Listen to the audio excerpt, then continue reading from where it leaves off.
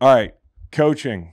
We got to talk coaches. Listen, here's my big takeaway from the hiring cycle the last 2 days. We got old. We got old in this room, okay? Because we're going to talk about Mike Macdonald in a second from Baltimore getting the Seattle job. The guy that replaced him is 31. Zach Orr. 31 years old. Wow. And born in the 90s. That's scary.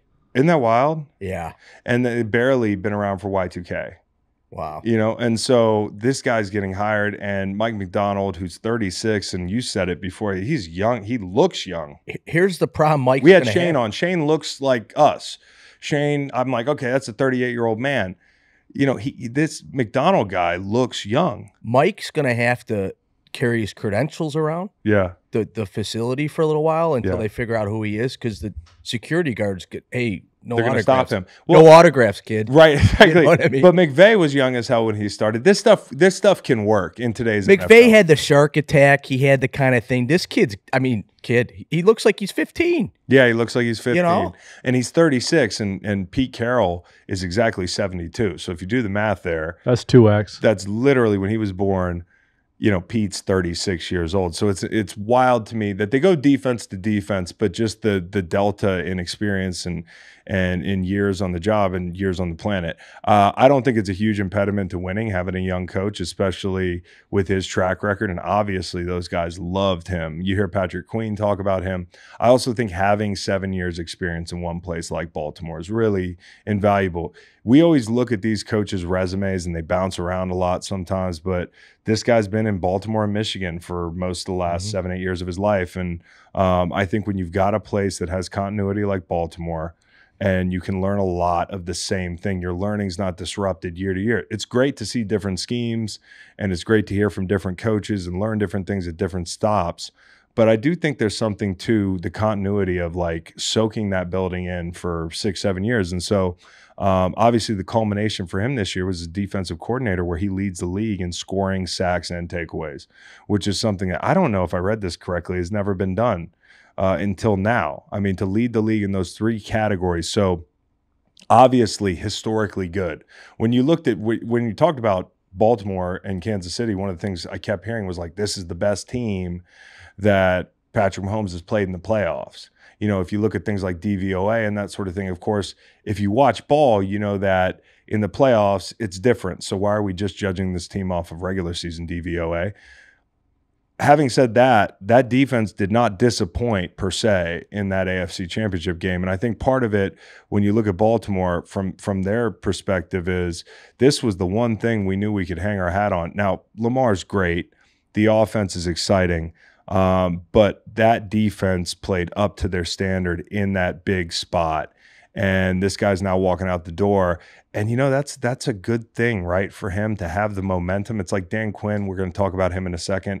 Dan doesn't need to prove anything. He's got to prove it on the job. But, you know, I think if he were a young coach and had that performance in the divisional round, if you're a young coach like Mike, maybe that affects the way an owner thinks about you, but he's got a longer track record. So for Macdonald to nail it in the AFC Championship, even though I thought Kansas City moved the ball, you know, and that sort of thing, that defense is undoubtedly a beast. And I also think relative to the guys they have on the field, I don't mean they don't have great players. They have some great players. And I got in trouble earlier this year because I said they just don't have those superstar names, especially up front. Like before Matabike did what he did this year, I don't think most people would think about him as an elite dude.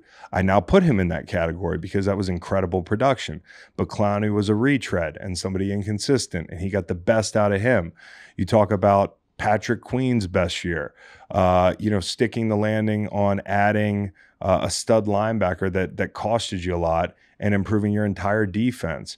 Kyle Hamilton, using him in a ton of different ways. Geno Stone being a turnover machine. That secondary is very good, and they were ball hawks. But I think what's exciting for Seattle is I don't look at that Baltimore defense and say, you know, they're deeper or better than us on the back end. In fact, I look at it the other way. I look at Seattle's secondary and say you've got 2 stud young corners. That's something you can build around. And when you've got a guy who can manufacture pressure, You don't need to cut to the front of the line on elite defensive linemen. So they have some very good players up front, some promising young guys like Mafe, Darrell Taylor, who I think is a contract year, but he could be back. Like, there are guys up front that I liked on that group. So, you know what I'm saying? You don't have to have blue chip edge guys with a guy like Mike. It'd be great to have them down the line, and they've been accustomed to having them there. I also think what's interesting is if they become a formidable pass rush unit, and they should because of their corners, that's a loud place to play. You have such an advantage. Think about being a quarterback in front of the 12s. You can barely hear yourself think, and this defense is as multiple as it is. I think it's going to work out pretty well on the defensive side of the football. The thing you just don't know what the young guy is. What's he going to be like as a head coach? I've heard great things about him. And I also think for Seattle, making the move in division and saying, hey, we're going to buck the trend. The two guys that we're looking up at are offensive gurus. When this cycle started, I wondered if Seattle would say, hey, it's an arms race. We need Ben Johnson, right? But they go with defense, and I wonder how intentional that is. Now, they took their time. Who knows who said no? But, like, I think there's a good setup with a good GM, an established guy, a defensive whiz, and somebody that does something different than a lot of the other, not a lot of, half the other teams, 2/3 of the other teams in division do. And, like, if you look at Shanahan this year, they got after Kyle. Now, the other side of the coin is McVay got after them in Baltimore a little bit. So it'll be interesting to see how these matchups play out. The two biggest questions for me when it comes to a young coach like this, in this scenario specifically, is what do you do with Geno, right? You can cut him and save some money. I would not do that. I think if you're a young defensive coach, if you're going to be drafting, moving up to pick the 4th best quarterback in the draft or something like that, or bringing in a veteran, that might change, the latter option might change the Geno conversation. But I think if you're drafting, let's say you want to go up and get the hometown kid in Michael Penix or something. Geno would be a tremendous leader, a tremendous voice for him, a good dude to develop under. And if you're a rookie head coach, I understand the cap situation and you might want to shed some of that.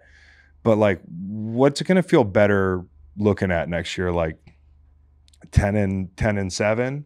Or starting over and running the risk of going backwards, because you are not entering a situation where it's like a mushroom cloud. They've been good the last 2 years.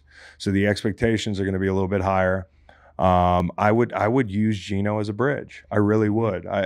And the second question for me is, what's his staff look like? That's always a big one. We talk about having head coaches in the building, former head coaches, to help counsel a young guy. What's the staff look like? I don't think you need to go anywhere to get Penix. They're at 16, and you think he could fall to 16? Yeah, no, yeah. Except reports came out that he had an incredibly long hand size, so he might rise. He might rise. Big hands. Also, another reason he might rise is, like, you think about how quickly the first 3 quarterbacks might go off the board. Like, I've seen some mocks where Jaden Daniels is up high. So, like, I think he'll go 3. Yeah. If you're one of those teams that that's in the back half of 10 or something, and you like Penix, like, Seattle might have to move up to get him from 16. Maybe. I wrote a little ditty. Yeah. Young Macdonald got a team, HAWKS, and on that team he had a DK, HAWKS, with a truck stick here and a truck stick there, here a truck, there a stick, everywhere a truck stick. Young Macdonald got a team, HAWKS, to take on old Macdonald. How do I die? No, I mean, like that. That couldn't end quick enough. You guys are serious? Yeah. I listened to 15 minutes of Godzilla. I'm cringing. I'm cringing. It's 2 against. Godzilla would have been more fun if everybody in the room was into Godzilla. So it's like it's hard to judge the Godzilla section. I think you would have liked that song if you had 17 Edible. A freezing cold vibe magnet sitting next to me during a movie. That is true. Makes you right. Yeah. I think this is a great spot for a quarterback.